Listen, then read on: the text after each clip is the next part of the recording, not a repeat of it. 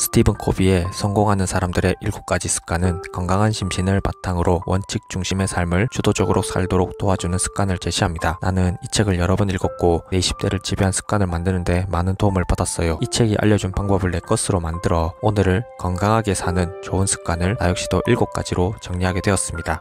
이 7가지 습관에 대해서 말씀드리겠습니다. 우선 첫 번째, 책을 읽지 않으면 침대에 눕지 않습니다. 하루라도 책을 읽지 않으면 입안에 가시가 돋는다는 도산 안창호 선생의 신조처럼 나에게도 독서하지 않으면 밥을 먹지 않는다. 책을 읽지 않으면 침대에 눕지도 않는다. 수입의 10분의 1은 책을 산다는 독서와 관련된 신조가 있습니다. 책을 읽지 않는다는 것은 어린아이가 더 이상 자라고 싶지 않다는 것과 같습니다. 또 책을 읽지 않는다는 것은 현재에 안주하는 것이며 인생을 허비하는 것입니다. 책을 통해 인류의 지혜를 만나고 책을 통해 내가들과 친구가 되는 것은 좋습니다. 책은 하늘이 20대를 위해 내린 축복입니다. 잠시라도 책을 손에서 떼면 안 됩니다. 매일 책을 읽는 습관을 통해 열정을 더 뜨겁게 달구며 머리를 살찌우고 심장을 살아 숨쉬게 해야 합니다. 둘째, 뭐가 그렇게 심각해? 라는 말입니다. Why so serious? 영화 다크나이트에서 조커가 했던 말입니다. 그의 말처럼 요즘 우리는 불필요하게 심각하고 불필요하게 진지할 때가 많습니다. 한때 나도 꽤 진지한 사람이었는데 사실 심각하고 진지한 것은 얻는 것보다 잃는 것이 더 많습니다. 우리는 심각하고 진지한 사람들의 의견을 의미 있게 받아들이긴 하지만 그들과 친구가 되기는 힘들다고 생각합니다.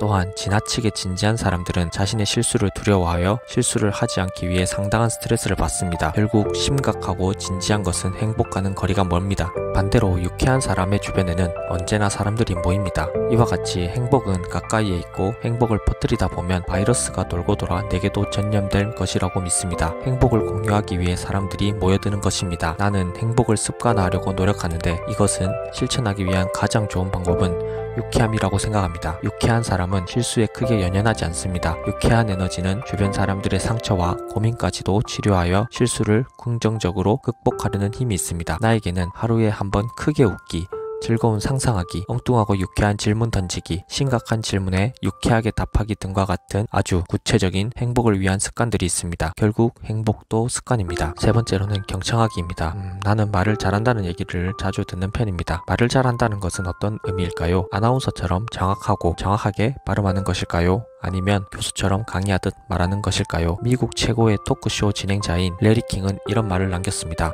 다른 사람의 말에 귀를 기울이지 않으면 상대도 당신의 말을 귀 기울여 듣지 않습니다. 말을 제일 잘하는 사람은 논리적으로 말하는 사람이 아니라 남의 말을 잘 들어주는 사람입니다. 레리 킹의 말에서 알 수 있듯이 말을 잘한다는 것은 상황에 적합한 상대방에게 적절한 말을 할 수 있다는 것을 의미합니다. 네 번째로, 새벽에 일어나서 오전에 끝낸다는 것입니다. 새벽에 일어나서 그 시간을 어떻게 사용하는가가 더 중요합니다. 나는 새벽에 일어나서 오전 내에 중요한 일들을 마치는 편입니다. 새벽에 일어나 오전 내내 그것을 가장 가치 있게 사용하는 습관은 내 경쟁력의 핵심입니다. 다섯 번째, 거침없이 시작하는 것입니다.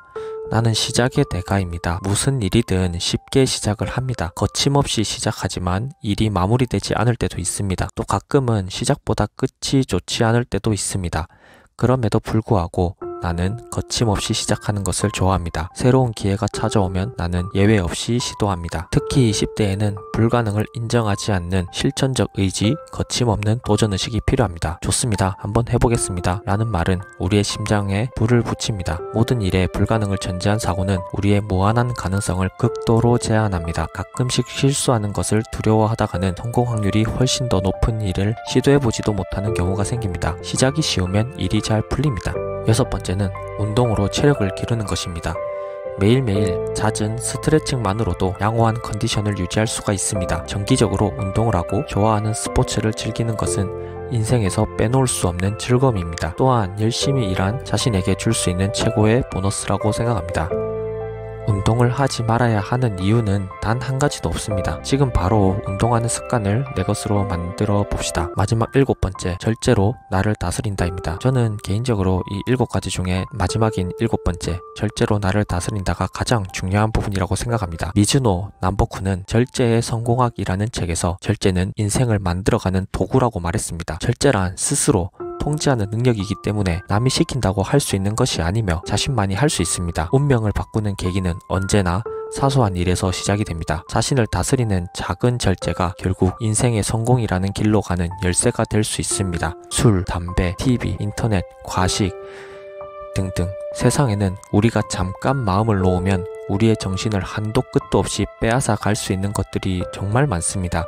음식을 절제하지 않고 충분한 운동을 하지 않으면 배가 나오듯이 무분별한 행동은 우리의 육체와 정신의 배를 나오게 만듭니다.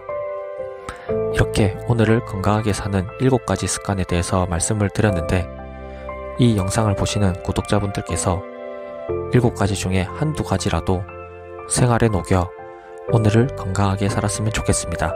감사합니다.